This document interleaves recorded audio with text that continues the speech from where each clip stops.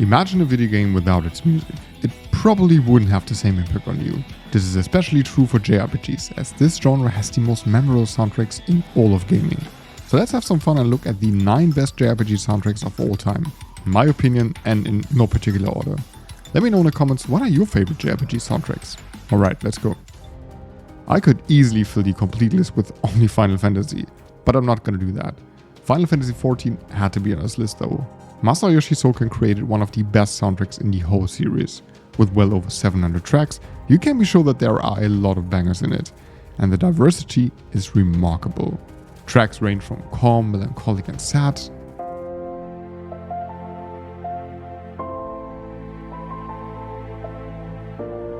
to upbeat, driving and exciting.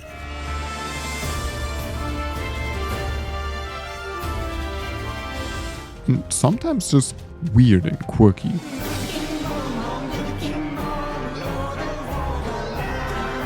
The whole soundtrack not only is packed with songs that are amongst the most beloved in the whole series, but also plenty of musical references and arrangements that function as a beautiful nod and celebration to the series itself. My personal favorites are Dance of the Fireflies, Close in the Distance and Triumph, but honestly that could change every day. Chain Echoes not only is one of my favorite games of all time, it also has a masterpiece of a soundtrack. Eddie Mariano Crowe created songs that perfectly capture the melodic essence of games like Final Fantasy VI or Chrono Trigger, without losing the focus to make use of beautiful instrumentation and final identity.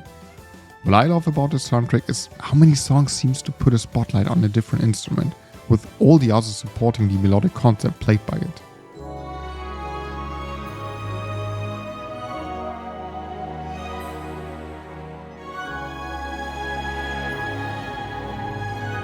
The sheer diversity of the tracks, which always perfectly suit the setting and establish the atmosphere of the whole game, creates a wonderful feeling of an epic journey that I didn't want to end.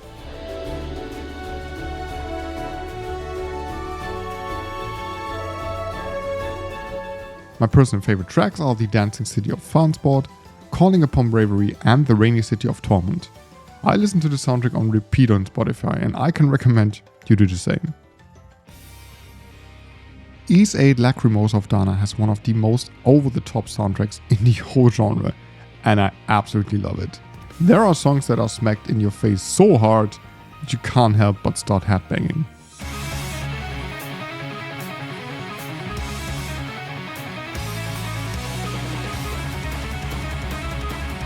But also, the Falcom sound team knows exactly when to step back and play some quiet and calm tunes.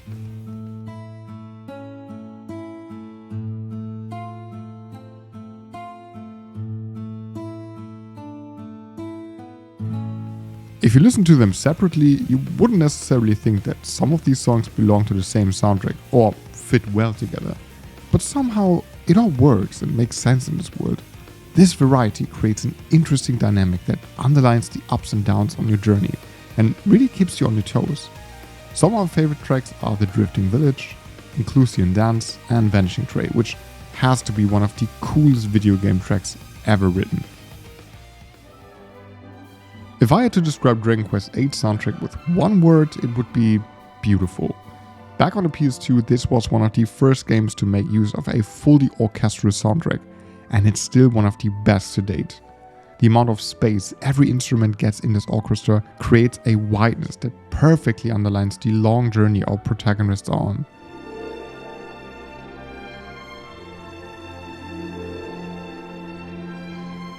What I love so much about the soundtrack is how it fits the tone of the game so well. While there are emotional parts in the game, this mostly is a light-hearted adventure, which is reflected in the soundtrack. Most songs are quite playful, without them seeming silly.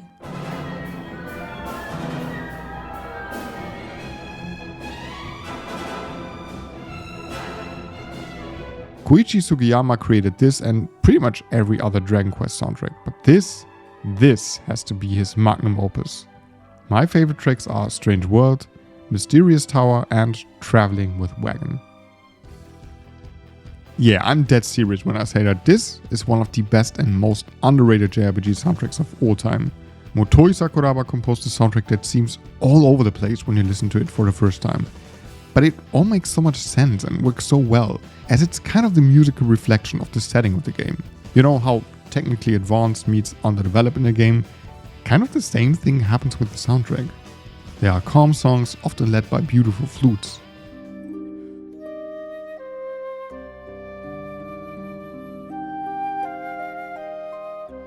And in contrast, songs that are basically progressive metal with changing time signatures and everything.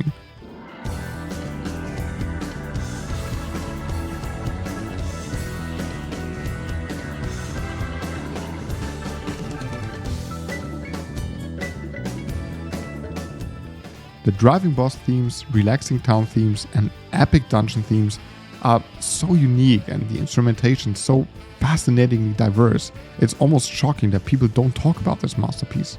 A few of my favorite tracks are Fly Well in the Violet Sky, Expiration, and Mission to the Empty Space, which, by the way, is one of the most epic final dungeon themes in existence. Just like Chained Echoes, this indie RPG from Germany is one of my favorite games of all time, and the soundtrack is one reason for that. It was composed by Dennis Akbulut as one perfect example of how to combine great original ideas with a heavy amount of retro influences and references. Just by listening to the soundtrack, it gets clear that Dennis Akbulut pays homage to Chrono Trigger, Final Fantasy, Ys, Phantasy Star and Alundra, and many more. At least that's what I hear when I listen to these synth leads, pianos with reverb, and smooth bass lines.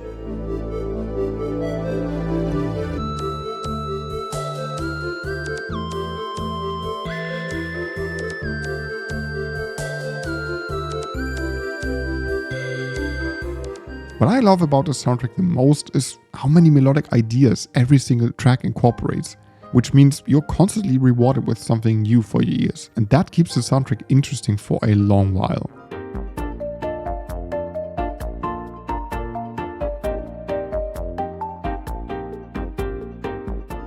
Some of my favorite tracks are Rhombus Dungeon, Temple of Thunder, and Gaia's Garden.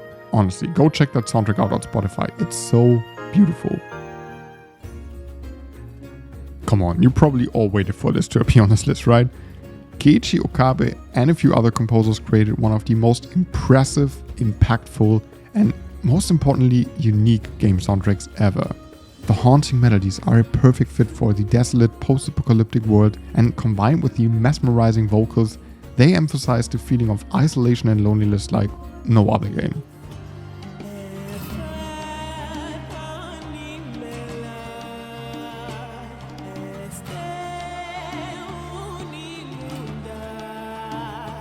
I love how the soundtrack is able to switch between wide, epic orchestral sounds and quiet, intimate songs that are a welcome change from the intentional, oppressive feeling of many other tracks.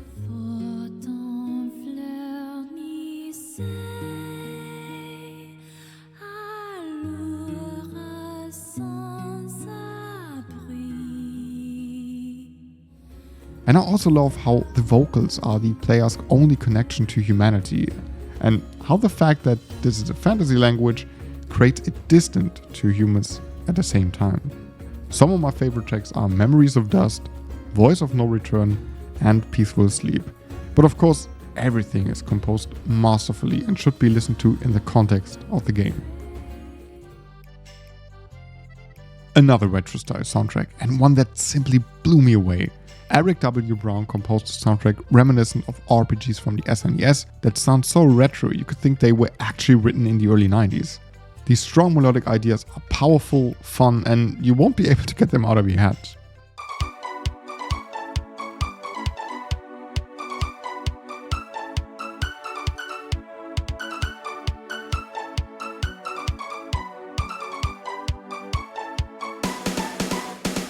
I love how Eric W. Brown puts a heavy focus on real drums on a lot of the tracks that A, sound super interesting because they are more than just 4 on the floor, and B, are a great counterpart to the synth sounds. The guest tracks from Yasunori Mitsuda are a fantastic enrichment and complement the whole soundtrack beautifully.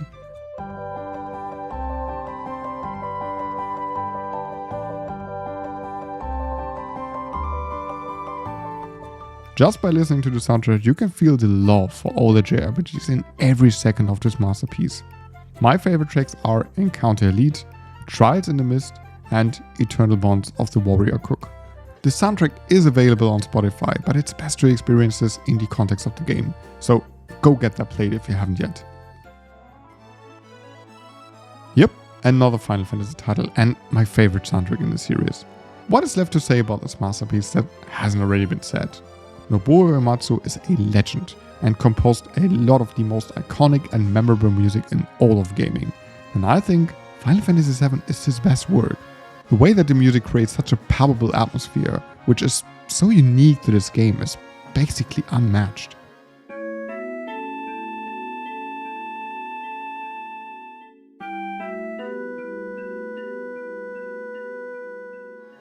From emotional to quirky and epic, the soundtrack is full of memorable and well-written melodies that made some of our best gaming moments even better. My favorite tracks are Genova, Birth of a God and Livestream, and many more. It's impossible to decide.